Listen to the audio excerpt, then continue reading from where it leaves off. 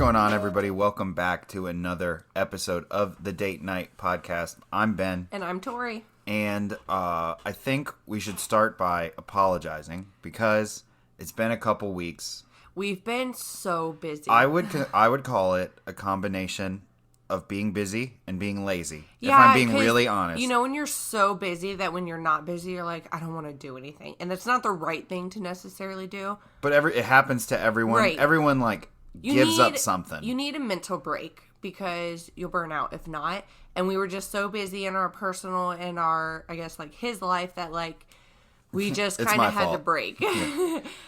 But so I had one idea or one for an episode that I wanted to do today or right now, but it turned out to be more complicated and harder than I thought it was going to. So, I'm not going to say what that was because I still want to save it, but I try to come up with the ideas, but since I failed miserably, I came up with the idea to find random facts that were either funny or just weird or interesting, whatever. Real true facts that people don't know. Yeah. So we started. It all starts with this. It's a list of. In all, there's 65 weird facts in this, but we aren't going to do all 65. No.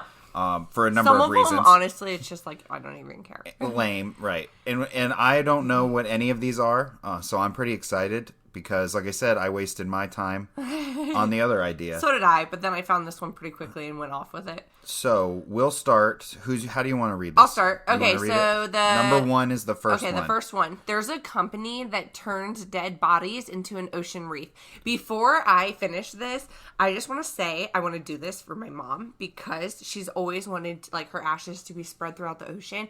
How cool would it be to be part of the coral reef? So, they give you little descriptions, and so I'm going to read it to you. Well, is it part? Okay, I'll wait till you read the description because is it part of the coral reef, or do they just make a reef and give it to you? Okay. For those who romanticize a burial at sea, the company Eternal Reefs offers an innovative solution. It mixes the cremated remains of a person with concrete to create a pearl onto which loved ones can attach personal messages, handprints, or environmentally friendly mementos. The pearl is then encased in a reef ball that is dropped into the ocean where it provides a new habitat for fish and other sea life, helping encourage a vibrant ecosystem. The circle of life at work. Okay, so I see. So it makes a legit, it's not just a reef, put this up in your house. Right. Because that'd be cool too. No, they put you in the actual ocean. This is a really cool fact. Who would have known this? Yeah, that's pretty dope. Thing? All right, your turn. My turn. So the next one you have listed is number 5. So, okay. Dolphins sleep with one eye open. So do I. No, not really. Not really. Just dolphins are like John Wick. Dolphins, I don't know if you knew this, but dolphins are known to be one of the smartest animals on the planet. Possibly because they can conserve their brain power, but they must be constantly on the lookout for predators. These marine mammals have developed a neat trick of maintaining partial consciousness, even when part of their brain sleeps. So I guess they're half awake, half asleep. Yeah, researchers have tested whether this air quotes half sleep negatively impacts the animal's alertness, but found that even after 5 days, they're just as alert and perceptive as ever. That's kind of cool. Oh my God. I kind of wish I could do that. If I slept half-assed. But how productive? Half-assed. 5 days. That doesn't say half-assed. I know. I would literally be a wreck. Right. Well, you also don't swim and click. Okay. So there's a big. I'll take having to sleep 8 hours or whatever. Yeah. If I get to live a human's life. All right. Number 8. So number 8 was the next one that you picked, and it is pandas poop most of what they eat. Pandas basically only eat bamboo, which also happens to be incredibly hard to digest. That means that these adorable animals must eat about 30 pounds of the stuff each day to get enough nutrients, defecating about 4/5 of what they eat. And even when what they do digest is not especially easy on their gastrointestinal system, these guys should really consider a change in diet. They should, because, I always make everything about something else, and I'll say that, look, these pandas are not eating the right things. Because humans do this too. The we issue also is eat a lot of extra food and eating shit. a lot of, it's fiber, basically. Yeah, they're eating a lot of this bamboo to get all the nutrients that they need, where if they just switch their diet to anything else... But they can't, probably. Right. Yeah. But if they could just switch their diet to anything else, they could get more nutrients. That's crazy. 30 pounds. Because that's same Could as you imagine eating 30 pounds of food in a day? Yeah. Yeah. I was like, what? I've tried. All right, what's next? Number 11 on this list. And I'll put the link to the list of all 65 in the show notes. So if anybody listening wants to see the rest, then that's cool. These are just ones that we handpicked. And number 11 is that pigs don't sweat. And they're gross. If someone tells you that they are sweating like a pig, you may want to you may want to point out to them, if you're that kind of person, that they're actually that if they were being biologically accurate, that would mean that they're not sweating at all, because swine are born without sweat glands. So when they need to cool off, their only option is to find a cool puddle of mud in which they can roll around in. Not sense. The band. The puddle. That makes sense then as to why they're so gross and they roll around in the mud. I didn't realize that. Like they're just trying to stay cool, and you guys hate on them. All right. And look, number 12, just a short jump down to this one. So this one I thought was really weird. I didn't even read the thing, but it kind of makes sense in my brain. The fuller the fridge, the more energy efficient it is. An empty fridge not only makes it more difficult to decide what to snack on, it also wastes valuable energy. It works like this. The more empty space in the fridge, the more cold air is displaced by warm. When you open the door, requiring the appliance to generate cool air to replace it. If the fridge is packed, less cool air escapes and less energy is required to replenish it. And that is exactly what my thought process was when I read the thing. But I thought it was interesting that if your fridge is full, you're saving energy. So now when your dad says, shut the fridge unless you know what you're getting or whatever, you can say, well, if this thing was just fuller, it wouldn't be as big of a deal. Yeah. All right. So number 15, just a hop, skip, and a jump. Did you know that for 20 years, a cat served as mayor of an Alaskan town? Apparently, in 1997, an orange cat named Stubs became the honorary mayor of, which is, I think, is an important word, honorary of the Alaskan town of, what would you say, Talkeetna?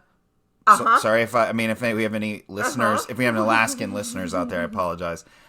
With a population of 772 in the year 2000, it would not have taken many votes to earn the position.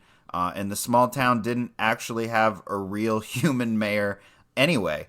But Stubbs proved to be good at his job. He gained fans from around the world, and he served in that position for years, greeting tourists and becoming a beloved symbol of the town until his unfortunate death in 2017. R.I.P. Stubbs. Mayor sad. Stubbs. That's fucking ridiculous. All right. The next one. All right. This is funny. Squirrels are behind most power outages in the U.S. The American Public Power Association says that squirrels are the most frequent cause of power outages in the U.S. The APPA even developed a data tracker called the Squirrel Index that analyzes the patterns and timing of squirrels' impact on electrical power systems. Turns out the peak times of year for squirrel attacks are from May to June and October to November. Squirrel attacks. Squirrel attacks. You know what this makes me think of is the Geico commercial where they like intentionally make the cars wreck or whatever. Anyway, moving on. That's really funny. So did you know that a woman who lost her wedding ring found it 16 years later on a carrot in her garden? Like what? That's fucking nuts. A woman in Sweden lost her wedding ring while she was cooking for Christmas in 1995. She looked everywhere for it. She even had her kitchen floor pulled up, hoping she could find it. But she did not find it again until she found it in 2012. While she was gardening, she found her ring like grown around a carrot that was sprouting, or there was a carrot sprouting in the middle of it. And the only explanation was that her ring must have been lost in vegetable peelings and scraps that she composted, and then eventually blossomed into a lovely carrot ring. Oh, Oh, that's That's funny. nuts. That's wicked That's and also lucky, really kind cool. of. It's Yeah. dope. I mean, it's dope, but number 19. All right. 1/4 of all your bones are located in your feet. There are 26 bones in each foot. That's 52 bones in both feet. Yeah. Out of double 206 total bones in your whole body, which is more than 25%. It may sound crazy at first, but think about it. Your feet support your weight and allow you to jump, run, and climb. These bones and joints also allow your feet to absorb and release energy efficiently. It's one of the reasons humans can outrun any other animal in an endurance race. That's interesting. Because I guess I assumed it was more of our cardiovascular system. But that's pretty cool. The weak little bitch bones, because they break real easy. Oh my god. Yeah, they do. Did you know that you're more likely to get a computer virus from visiting religious sites than porn sites? I'm so happy I got to read this one. Oh my god. According to research from a security firm called Symantec, or I don't know, Symantec, I don't know. Religious websites carry 3 times more malware threats than pornographic sites. They also found that the average number of security threats on religious sites was around 115, compared to, and they call it now, instead of calling it porn, they're calling it adult content sites, which carried around 25. So in fact, only 2.5% of adult sites were infected with malware. And the researchers hypothesize that that's because porn sites need to generate a profit. So there's financial incentive to keeping them free from viruses because they want to encourage you to come back. And now as I read that, That's smart. it makes a lot of sense. That's fucking crazy. That makes so much more So before sense. you shame these porn sites, why don't you think about what your church's website is stealing from you right now? Okay, Ironically, next one. the same people who are going to the church's website should not be going to the porn website. Well, the research had to be done. Right. Yeah. Okay, number 22. The inventor of the Pringles can is now buried in one. That's crazy. In 1966, Frederick Bauer, I don't know. Bauer? I don't know. I think. Developed the ingenious idea for Procter and Gamble Procter and Gamble. Procter and Gamble to uniformly stack chips inside a can instead of tossing them in a bag. Genius. He was so proud of his invention that he wanted to take it to the grave. Literally. He communicated his burial wishes to his family, and when he died at age 89, his children stopped at Walgreens on the way to the funeral home to buy his burial Pringles can. It's not even. They did have one decision to make, though. My siblings and I briefly debated what flavor to use. His oldest son, Larry, told Time, but I said, look, we need to use the original. Oh, that's classic. Okay. I see. The original, because that's where it started. Yeah. That's smart. I thought it was going to be like they made a big size Pringles can, like as his casket, but then that made more sense. Or like a special edition. Yeah. But no, it was just like from the store, from Walgreens. Yeah. That's funny. That's cool. Just stopped at Walgreens. Maybe. All right. What's the next one? 29. So I got to scroll for just a second, so I'm talking to fill space. Did you know that the Goodyear blimp is the official bird of Redondo Beach, California? The Goodyear blimp is nothing short of iconic, but we would not classify it as a bird. But that didn't stop Redondo Beach, a coastal city situated near the Goodyear blimp's home airport in Carson, California, from passing a resolution in 1983 to make the blimp its official bird. I'll say it's way cooler than an eagle. It is. I mean, so like America's still. I say the Goodyear blimp should be America's bird. It's unique. It's not a fucking bird. Okay, next. All right, it would only take 1 hour to drive to space. If you got into your car, turned on the ignition, and drove up to the sky at 60 miles per hour, it would take just 1 hour to get to outer space, according to astronomer Fred Hoyle. That's a weird last name. Of course, this is purely a theoretical, but it sure is fun to think about. That's crazy because Americans didn't even make it to the moon till 1969. Right. And we. Sorry, that's just a bad joke. The next one is, did you know that a cornflake in the shape of Illinois sold on eBay for $1,350?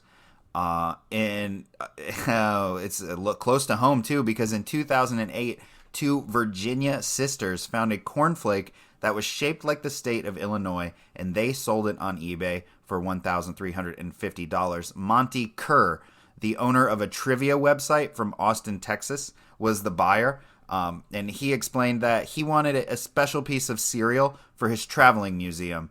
We're starting a collection of pop culture and Americana items, he told the Associated Press, and we thought this was a fantastic one. And that's bizarre. Yeah. That one's Could just you imagine straight up spending weird. $1,000 on a cornflake? I guess it's all relative because depending on how much money you have. I mean, for him, that's a business write-off. When maybe for him, like if he has, it's all everything's relative. So maybe to him, spending $1,300 is like you or me spending $3, right? Which we don't necessarily think about, right? Until they all I add get up. it, So depending on how many cornflakes he bought, he could be going in a pretty rough situation here. Next one is coming. Yeah. All right, there we go.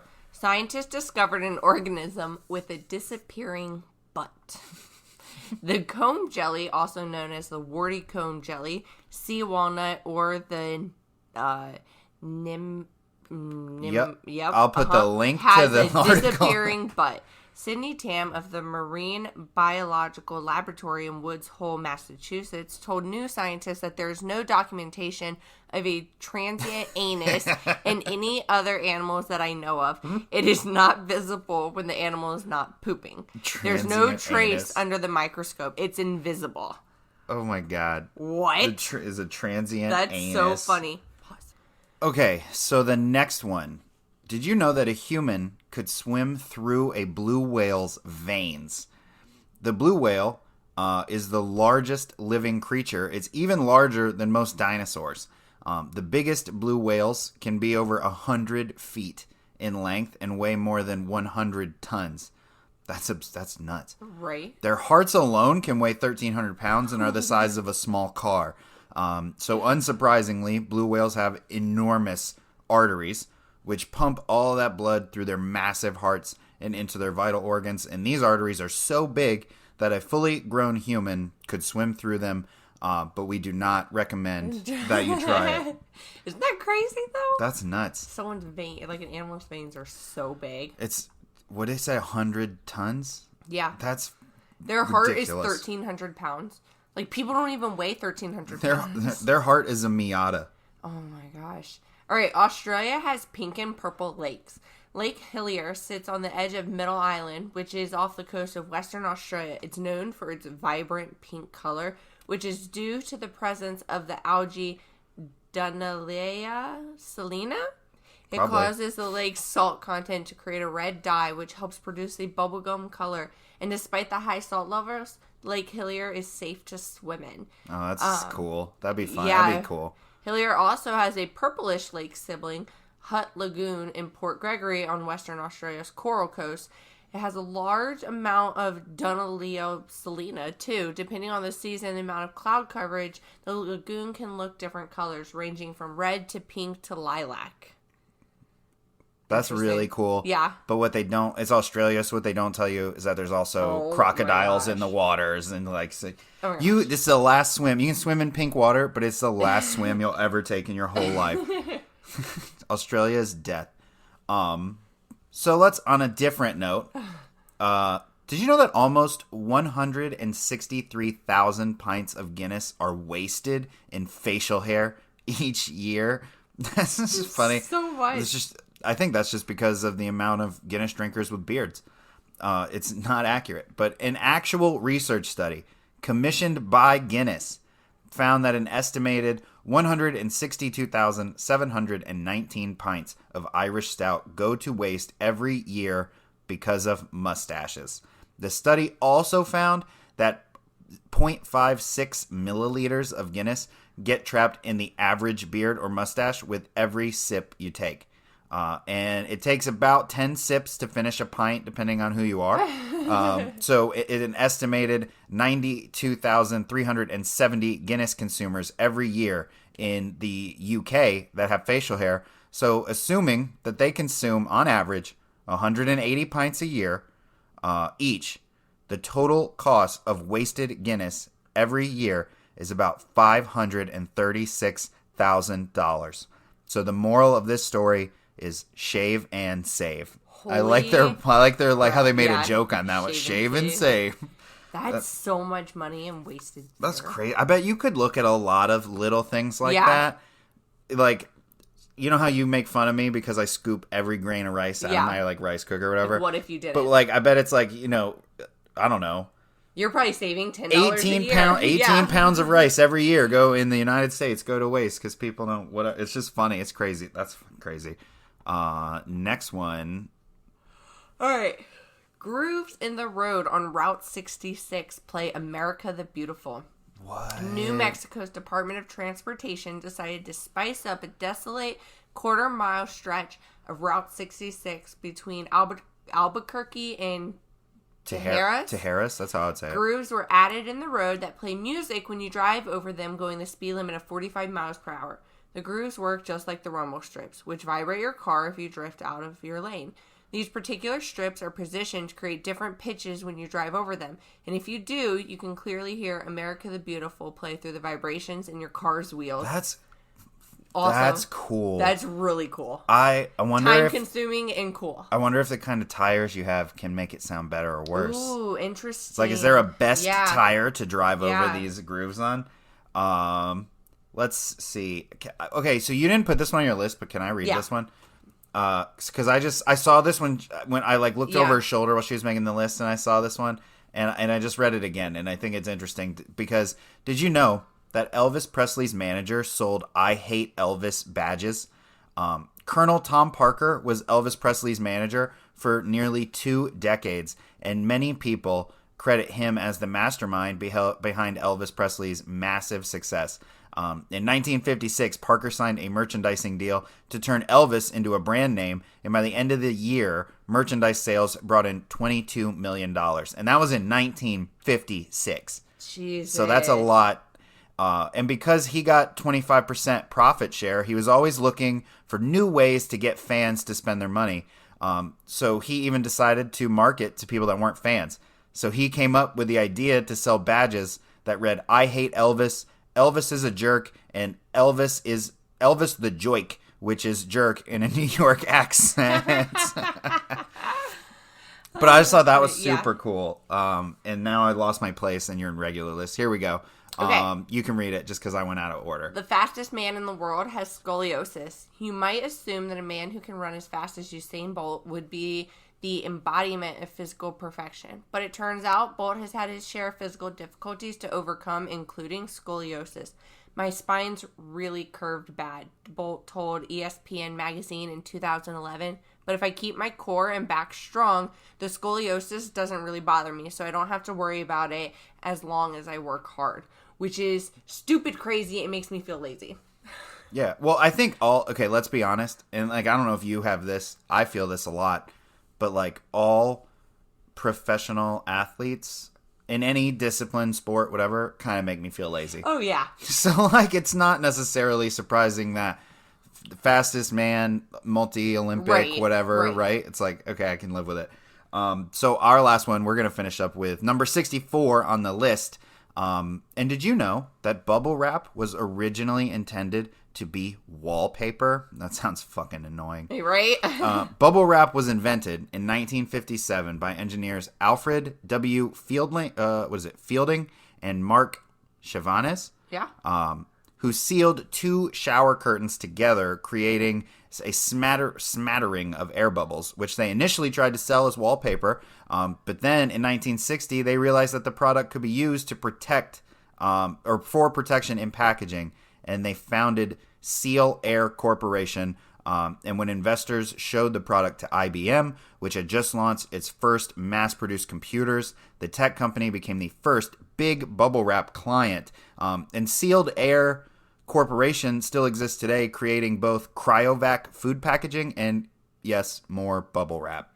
That's crazy, and also would be the most annoying wallpaper if you have children. Yeah, it's almost like they, I don't want to say. I would buy the house and pop all of it immediately. I don't want to diminish their invention, because obviously it's very successful and useful. but it kind of seems like they got lucky because they had a fucking shit idea. Yeah. That just happened to work well for something else. Yes, they had a product that they didn't know what to do with because it wouldn't sell as wallpaper. But you got to pivot. You learn that in business school, and it also makes me think of the show. If anyone listening watched the show Silicon Valley. Yeah. When that was on, there was this whole scene or thing about pivot. Yeah. And that's exactly what they had to do. But yeah, so that is, I think that's it. Yeah. Right? Yeah, cool. So that's it for this episode. We are trying to not be so lazy anymore, so we will be putting episodes out every Monday, just like we intended and just like we had done when the podcast initially started. Sorry for that little break, but that should be the end of it for the foreseeable future. And we can, if you guys have ideas for episodes, things you'd like to hear, please share them with us, because as we share responsibilities and try to come up with ideas, it proves to be difficult at times, because a lot of times we just sit and make fun of things, which could make for a good episode or two, but I don't know that we could rely on that forever. But yeah, that's it for this episode. Subscribe, follow, rate, review, and all the fun podcast stuff. Look in the show notes. You can find this whole list of 65 weird facts, so you can read more than just the ones that we went over today. Follow us on Instagram. Yeah, check out everything that's down there. Subscribe, follow, rate, review. That's it for me. That's it for us. Bye, guys.